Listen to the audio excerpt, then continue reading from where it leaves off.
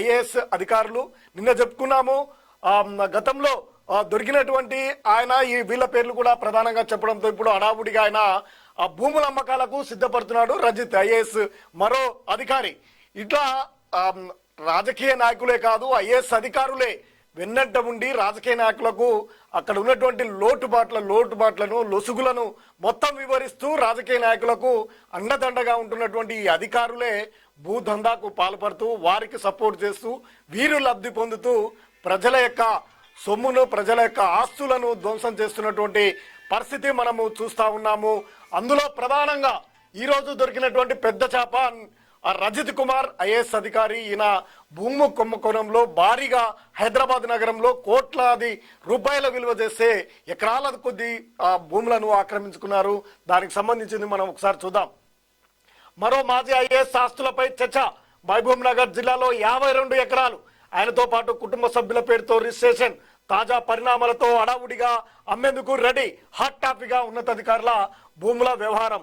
ఇక రజిత్ ఈయన ఐఏఎస్ అధికారి, రిటైర్డ్ ఐఏఎస్ అధికారి. ఈయన కీలకమైనటువంటి అనేకమైనటువంటి వ్యవహారాలలో తమకంటూ ఒక ప్రత్యేకతను చాటుకున్నటువంటి వ్యక్తి. ఈయన భూము కుంభకోణంలో మన సోమేష్ కుమార్ భార్య పేరు మీద విలువైనటువంటి భూములను మనం చూసాము, 25 ఎకరాలను.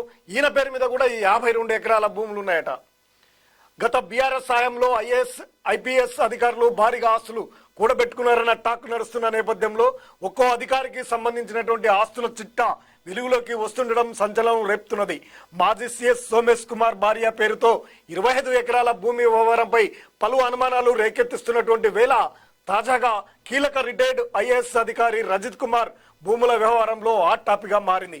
ఆయన కుటుంబ సభ్యుల పేరిట ఏకంగా 52 ఎకరాల ఉన్నట్టు విశ్వసనీయంగా తెలిసిందట.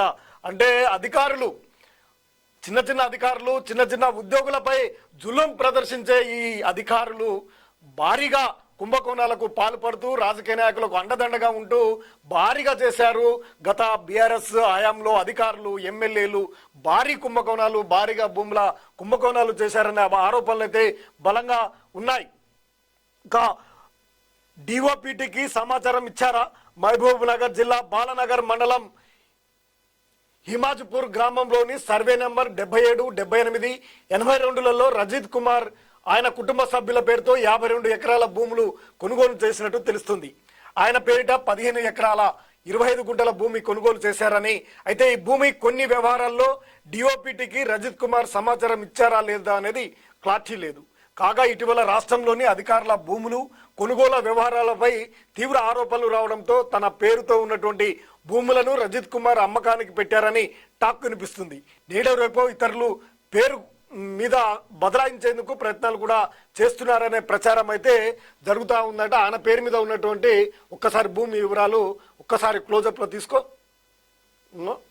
భూమి రజిత్ కుమార్ ఆయన పేరు మీద వ్యవసాయదారి. ఈయన వ్యవసాయము ఎక్కడ చేస్తున్నాడు? ఈయన పేరు మీద ఇన్ని ఎకరాల భూములు ఏ విధంగా వచ్చాయి? వీరికి ఎటువంటి ఎక్కడ వ్యవసాయం వీళ్ళు నాగలు బట్టి దున్నినటువంటి పరిస్థితి ఉంది. ప్రజల యొక్క భూములకు వీళ్ళు చట్టాలతోటి కాపలగా ఉండి వాటిని రక్షించాల్సినటువంటి బాధ్యత కలిగినటువంటి ఈ అధికారులు ఇటువంటి భూ కుంభకోణాలకు పాల్పడుతూ అక్కడ ఉన్నటువంటి చట్టాల్లో ఉన్నటువంటి లొసుగులను తమ వైపు తిప్పుకొని రాజకీయ నాయకులకు చెప్తూ వివరిస్తూ వారు కోట్లాది రూపాయలైనటువంటి విలువ చేస్తున్నటువంటి భూములను కొనుగోలు చేస్తున్నటువంటి వ్యవహారం మనము చూస్తున్నాము. దాంట్లో ఇప్పుడు రజిత్ కుమార్ మన సోమేష్ అయితే ఇవాళ రజిత్ కుమార్